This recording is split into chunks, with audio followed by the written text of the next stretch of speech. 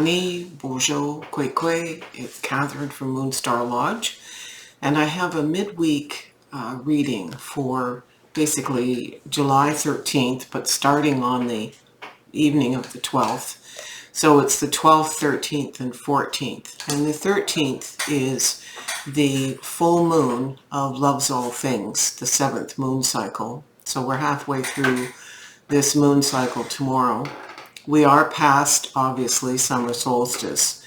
But if we looked at the medicine wheel in a perfect year, we're just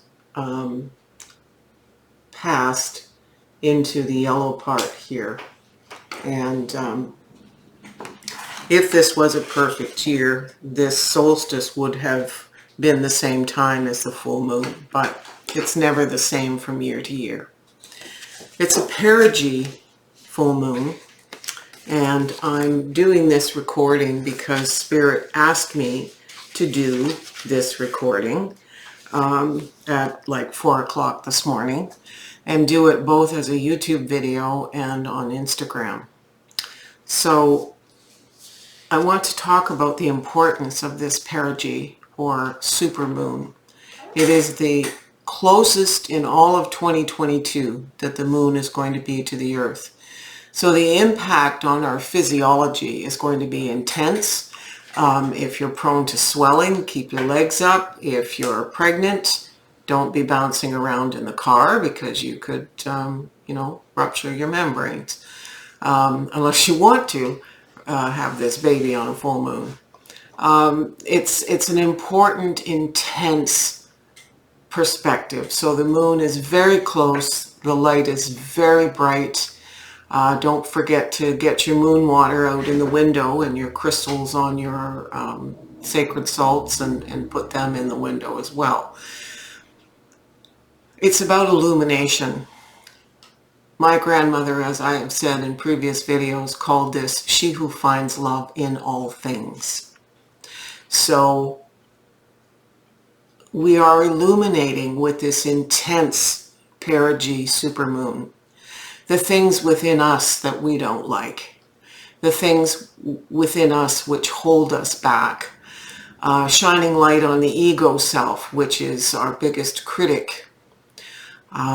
It's important for me today to do not so much a medicine wheel reading, but a reading, with indigenous cards that speak to this very important full moon. So let's go to the cards, Brian. This is a great full moon if you have a rainbow fluorite, because rainbow fluorite is purples and greens and kind of blue tones.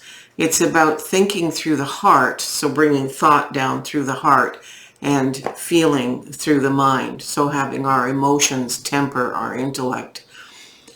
It's a good stone to carry for the next few days. These are the decks I'm using. The White Eagle Medicine Wheel, which I've not used in a video before. The Shaman's Dream, which I often use. The Grandmother's deck, which I have not used on camera before. It's by Megan Garcia. The Rock Art Tarot and the Santa Fe Tarot, which I am using. These dudes don't pull any punches, so I thought, well, what better than the 1-2 punch? So I'm going to move these out of the way, put them over here. So, all right, we've got our cards here. These are 2 tarot from the Rock Art and 2 tarot from the Santa Fe. These 2 cards are from the Grandmother's deck. These 2 cards are from the Shaman's deck. I'm sorry, this card is from the Grandmother's deck, and these 2 are from the White Eagle Medicine Wheel. So we have dotems, we have shamanic healing energies here, we have the Grandmother speaking to us, and we have these dudes. So let's start with the Defender of Sensations. This is the same suit as Pentacles. And this is about persistence. Something is asking us to be very extraordinarily persistent in our review of self and what is and what isn't working. The Six of Intuition is the same as the Six of Wands, and it's a victory. So this tells me we're going to have victory over some expressly thorough enlightening. So this full moon is bringing light. It is enlightening our awareness. I'm not calling this shadow work. I'm calling this finding the love in all the things within you which you don't like.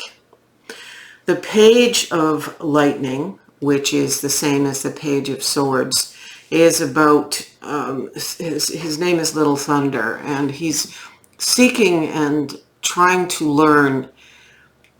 The Buddhists have an analogy for beginner mind. It's like looking at a project without fear, without anxiety, as if in beginner mind, almost in a childlike way. This equivalent to the page, this is the Page of Lightning, isn't an innocent being, but they are coming at intellectual perspectives on this with curiosity. The Ace of Rainbows is also a Wands card, and this is about the incubation of a new spiritual awakening. So these are very congruent cards, although they come from two very different decks. And I want to make a point as I look at these cards about these have very masculine attributes or energies to them. This page might be male or female, but it's not about gender. It's about the sense of the masculine. There's a forcefulness to this energy. So I want to go into the clarifying here. I'm going to start with Otter. And Otter is the totem that is one of the totems we have for this week. Otter is about movement between land and water, and it's a fluidity. We have Otter in the northeast of the wheel, where it's then transitioned from one life to the next. And so we're going from our old body and our old form and being reborn into personhood again in the largest aspect of this Otter totem. But it's also, Otter appears every time we make a transition that has a deeply sacred spiritual overlay. So Otter is a totem. Whale is about looking deeply into your ancient history, being intuitive but highly gentle. There's a feminine energy to both Otter and a feminine energy to Whale. So as you're doing your perspectives on your intuitive work and protection and being persistent with making sure that you're bringing love to everything, this is the balance of the feminine here. The Grandmother card is an image. It's gentle heart, wise woman. I learned to be a wise woman through the art of giving away. I gave everything I owned to others. I stripped myself of all attachment to form, and I surrendered myself to the mystery of living. I found that within the form I wore was my formless, limitless self, and my heart became full and gentle. And that's what we need to do. Now, the shamans say covenant, the sacred contract, and the Garden of Venus, rest and renewal. That's a very important aspect to all of this. This kind of anchors everything we're talking about. Covenant is a sacred contract we make with Source and with ourself. We are not separate from Source, so the contract we make with self is with Source. You are being asked to, as you have this incubus here, this inception of a new intuitive, passionate beginning, to make that as a covenant to Source, to walk in your truth, to be in your truth, which you cannot do if you do not love all things about yourself. You cannot move forward without this love. The Garden of Venus is rest and renewal. So it's telling me that the next few days are just very much about that. Taking time to withdraw, to meditate, to be at peace, to feed yourself well, to look after yourself. This is spiritual self-care in its highest form. Okay, you can turn the camera, Brian.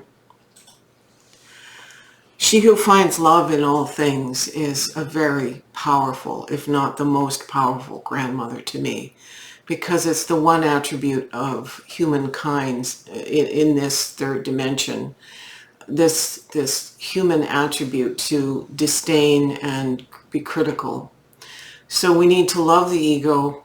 We need to turn and face that which we don't like, and to love it and bring it forward. We're letting it go if it doesn't serve.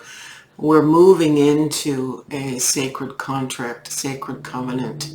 And the grandmothers would very much want us to walk in peace and truth. And as this grandmother says, to be the limitless self with your heart full and gentle. So enjoy your midweek. Aho, miigwech, nyoen.